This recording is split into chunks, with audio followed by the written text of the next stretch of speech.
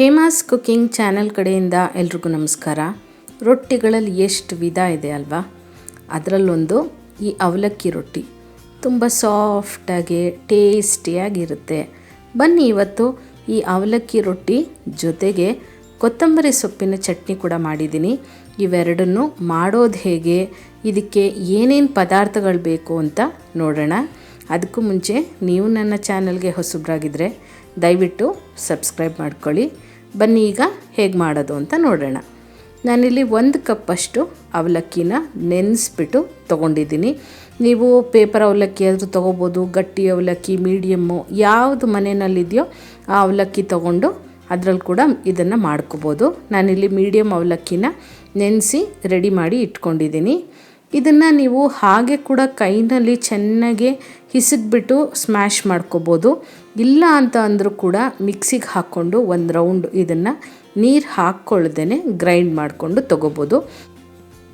ಈಗ ನಾನು ಇದನ್ನು ಮಿಕ್ಸಿಗೆ ಹಾಕಿ ರುಬ್ಬಿಟ್ಟು ಎತ್ತಿಟ್ಕೊಂಡಿದ್ದೀನಿ. ಈ ರೀತಿ ಸಾಫ್ಟಾಗಿ ನಾವು ರುಬ್ಕೋಬೇಕಾಗತ್ತೆ. ಮಿಕ್ಸಿ ಓಡೋಕ್ಕಾಗಲಿಲ್ಲ ಅಂದರೆ ಒಂದು 1/4 ಲೋಟದಷ್ಟು ನೀರು ಕೂಡ ಹಾಕ್ಕೊಂಡು ರುಬ್ಕೋಬೋದು.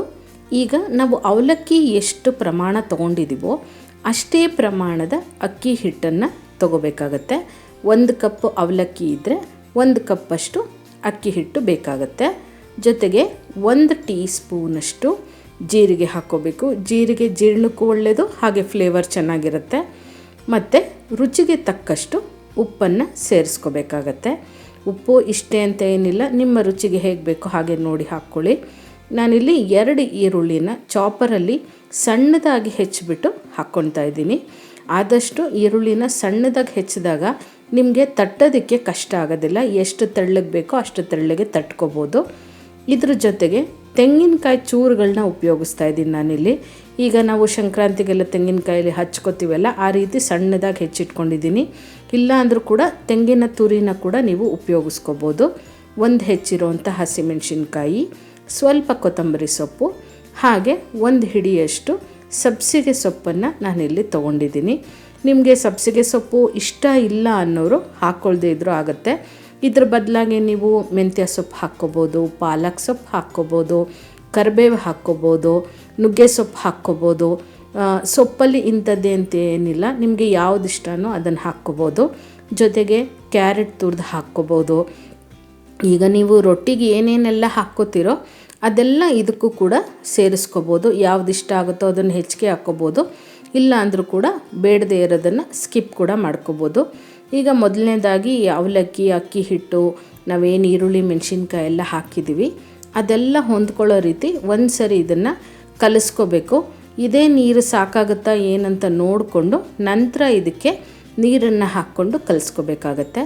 ಆದಷ್ಟು ಸ್ವಲ್ಪ ಬಿಸಿ ನೀರನ್ನು ಹಾಕ್ಕೊಂಡು ಕಲಿಸ್ಕೊಂಡಾಗ ನಿಮಗೆ ರೊಟ್ಟಿ ಮೃದುವಾಗಿ ಸಾಫ್ಟಾಗಿ ಚೆನ್ನಾಗಿ ಬರುತ್ತೆ.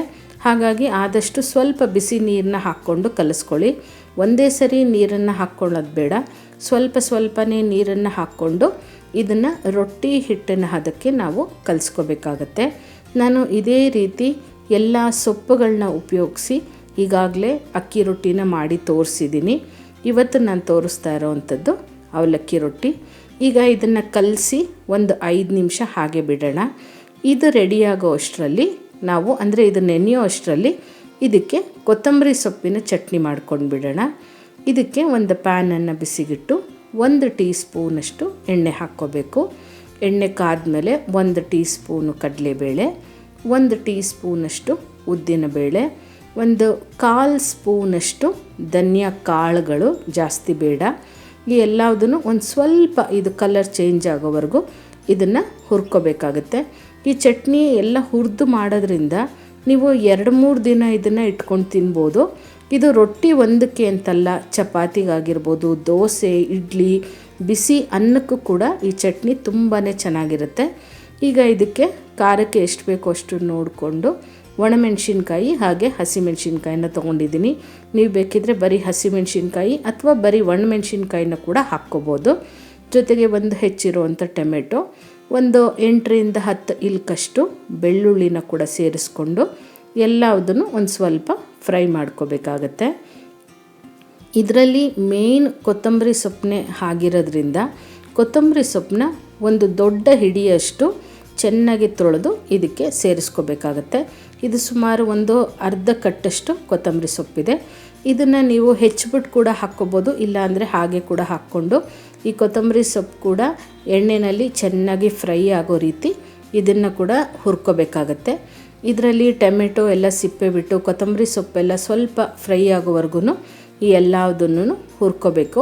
ಟೊಮೆಟೊ ಬೇಗ ಮೆತ್ತಗಾಗಲ್ಲ ನಿಮಗೆ, ಹಾಗಾಗಿ ಇದಕ್ಕೆ ಈಗಲೇ ರುಚಿಗೆ ತಕ್ಕಷ್ಟು ಉಪ್ಪನ್ನು ಸೇರಿಸ್ಕೊಂಡಾಗ ಟೊಮೆಟೊ ಬೇಗ ಸಿಪ್ಪೆ ಬಿಡುತ್ತೆ, ಹಾಗೆ ಈ ಎಲ್ಲದನ್ನು ಚೆನ್ನಾಗಿ ಹೊಂದ್ಕೊಳ್ಳುತ್ತೆ. ಇದೆಲ್ಲ ಹುರಿದಾದ್ಮೇಲೆ ಇದನ್ನು ಪೂರ್ತಿ ತಣ್ಣಗಾಗೋದಕ್ಕೆ ಬಿಡೋಣ.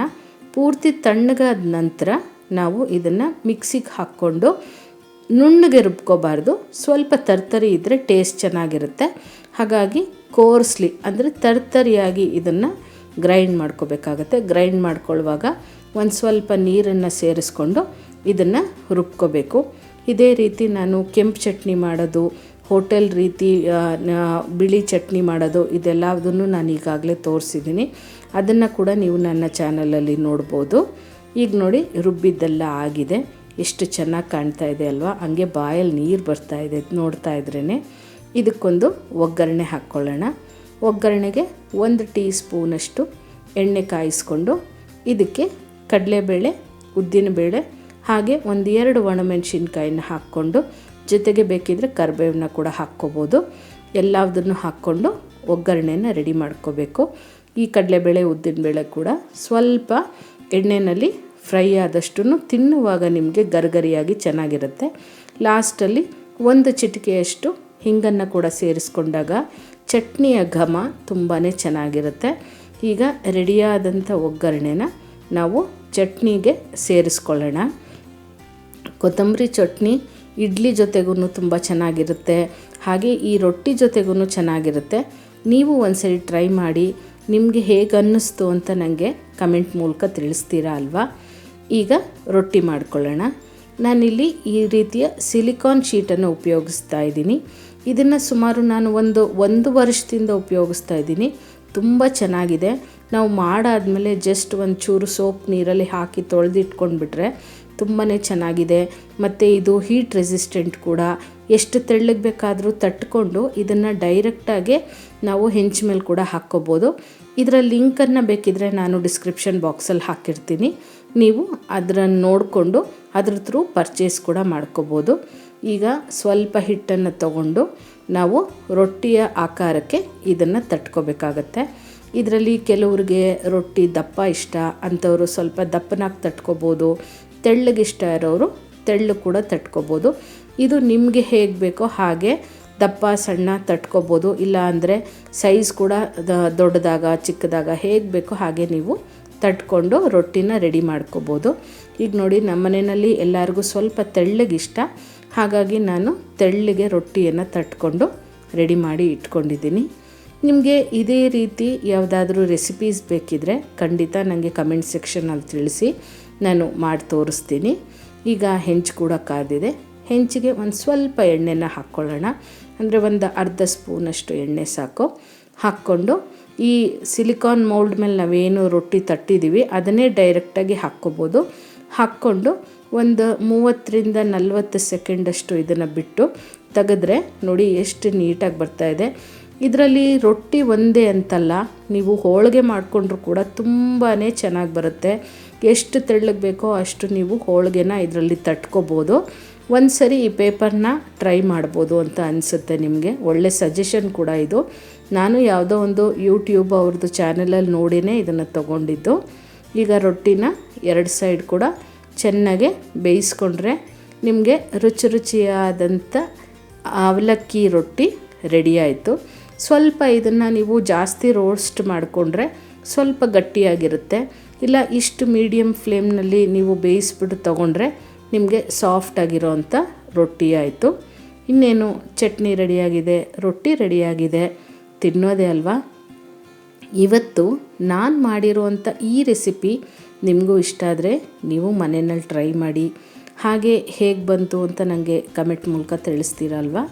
ಮತ್ತಷ್ಟು ಈಸಿಯಾದಂಥ ರೆಸಿಪೀಸ್ಗಾಗಿ ಹಾಗೆ ಟಿಪ್ಸ್ಗಾಗಿ ಹೇಮಾಸ್ ಕುಕಿಂಗ್ ಚಾನಲ್ನ ಮರೀದೆ ಸಬ್ಸ್ಕ್ರೈಬ್ ಮಾಡ್ಕೊಳ್ಳಿ.